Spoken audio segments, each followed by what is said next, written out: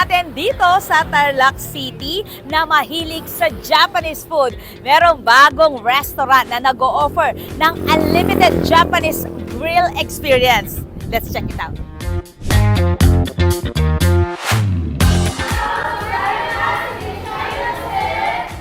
Grill, eat, repeat. May bagong Japanese dining spot na siguradong papatok sa mga mahilig sa unlimited food. Opisyal ng bukas ang Yakiniku 88 dito sa San Rafael, Tarlac City. Ang Yakiniku 88 ay bagong concept ng Makimura Ramen Corporation na nag-aalok ng unlimited Japanese barbecue kung saan pwedeng mag-grill ng iba't ibang meat selections fresh sa table. Maliban sa premium sliced pork and beef, ipinagmamalaki dito ang kanilang hipon na talaga namang hindi tinipid sa size. Ganito raw ang kanilang isi-serve sa lahat ng kanilang mga customers. High-tech na din ang pag-order dito gamit ang cellphone at QR code.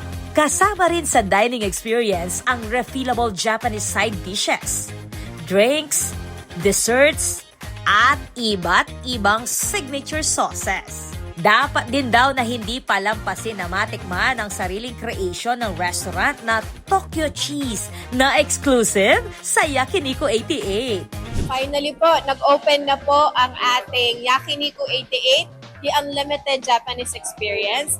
And isa to sa mga anak ng Makimura. And after 8 years, we finally had the courage to open another one. And it brings the same value for money, affordability, at masarap na pagkain. Again, coming from our love for Japanese food, we're bringing it here first in San Rafael, Tarlac. Pinangunahan ni na Makimura Ramen Corporation President and CEO Mark Anthony Ong at COO Vicky De La Cruz Ong ang ribbon cutting ceremony kasama ang mga business leaders at special guests. Bilang opening treat, available ang 488 pesos unlimited rate mula sa regular na 688 pesos mula August 18 hanggang 28. So iniimbitahan po namin kayo. Yakiniku 88 is now officially open and we have a limited promo from 688 per person, 488 lang po siya from August 18 to August 28.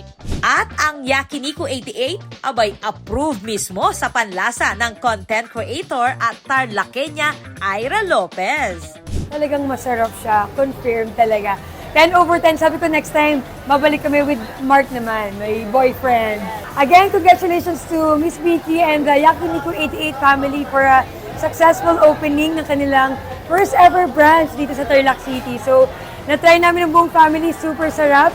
And we're excited na bumalik dito ulit. Matatagpuan ang Yakiniku 88 sa MacArthur Highway, Barangay San Rafael, Tarlac City at bukas araw-araw mula 10 a.m. hanggang 10 p.m. Family bonding man yan, barkada hangout, date night o simpleng food trip. Handa na ang Yakiniku 88 para sa more grilling, more eating at more sulit moments para sa mga Tarlaqueño.